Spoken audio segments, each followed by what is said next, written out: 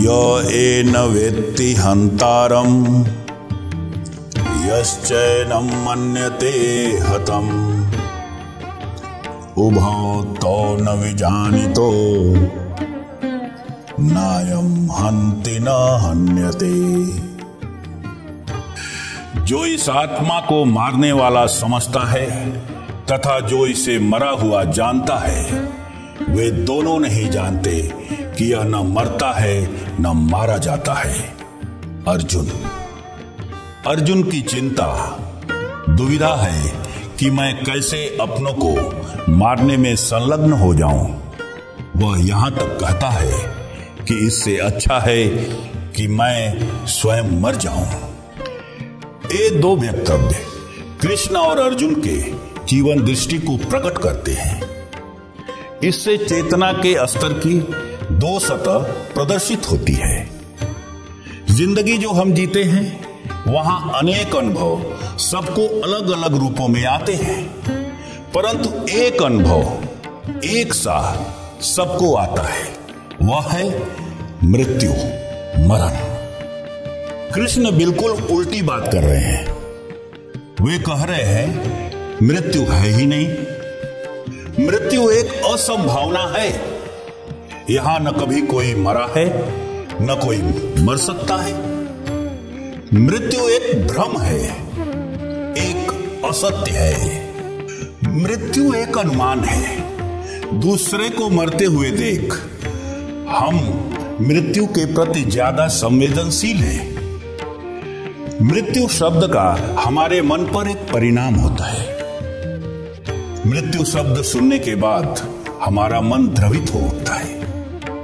मृत्यु को हर समाज ने कुछ संस्कारों से जोड़ रखा है, कुछ नीतियों से जोड़ रखा है। मृत्यु का मतलब जीवन शक्ति का इस शरीर से सरक जाना है। जीवन शक्ति का इस शरीर से सिकुड़ जाना ही मृत्यु है। बटन दबाने पर बिजली का बल्ब जलता था, स्विच ऑफ करने पर विद्युत प्रवाह रुक गया, किरणें सिकुड़ गई, चारों तरफ अंधेरा छा गया। जैसे बल्ब का बटन का प्रभाव करंट पर नहीं पड़ता, उसी तरह जीवन शक्ति पर शरीर रूपी बल्ब के बुझ जाने पर प्रभाव नहीं पड़ता।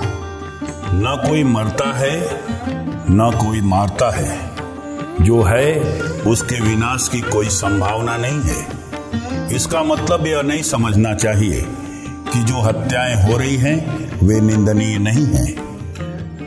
कृष्ण कह रहे हैं कि हिंसा जिस धरातल पर हो रही है वह है शरीर, और जिसके द्वारा हो रही है वह है शरीर शस्त्र। परंतु क्रियाशील करने का कारण है उसका मनोभाव। अतः व्यक्ति जब हत्या कर रहा है तो वह किस मनोभाव से कर रहा है यह विचारणीय है। विश्व में जितने भी छोटे और बड़े नरसंहार हुए वे समत्व पक्ष विपक्ष के एकत्व के भाव से नहीं हुए। हिंसा के इस भाव को मुख्य रूप से दो भागों में बांट सकते हैं। एक हो जो स्वयं के निज के स्वार्थ मोह अहंकार से प्रेरित हिंसा है, वह व्यक्तिगत या सामूहिक रूप से क्रियान्वित की जा सकती है। दूसरी ओ जो व्यक्तिगत या सामूहिक रूप से संरक्षण हेतु होती है, स्वयं की रक्षा हेतु होती है।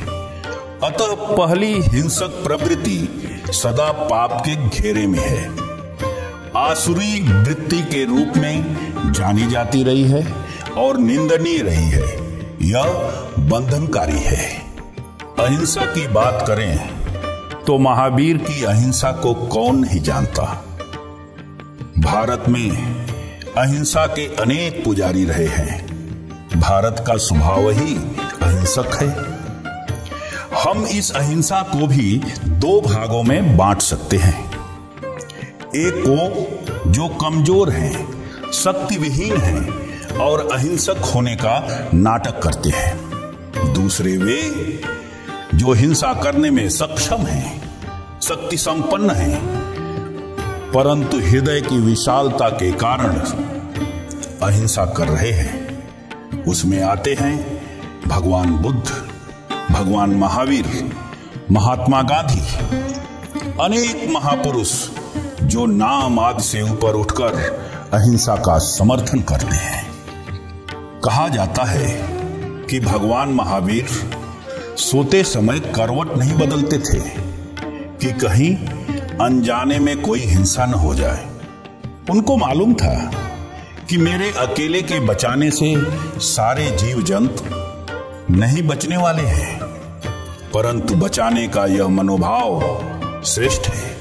मन की पॉजिटिव अवस्था है, यह कल्याणकारक अवस्था है। मानसिक धरातल पर इस घटना का गहरा परिणाम है। हमारी सोच हमारे जीवन में महत्वपूर्ण रोल अदा करती है।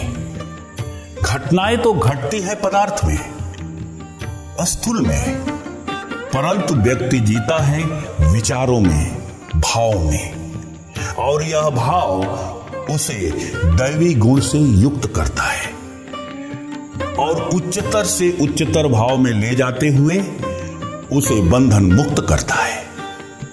वह जीवन के उस धरातल पर पहुंचता है जहां के लिए दोनों स्वप्न सदृश बन जाते हैं।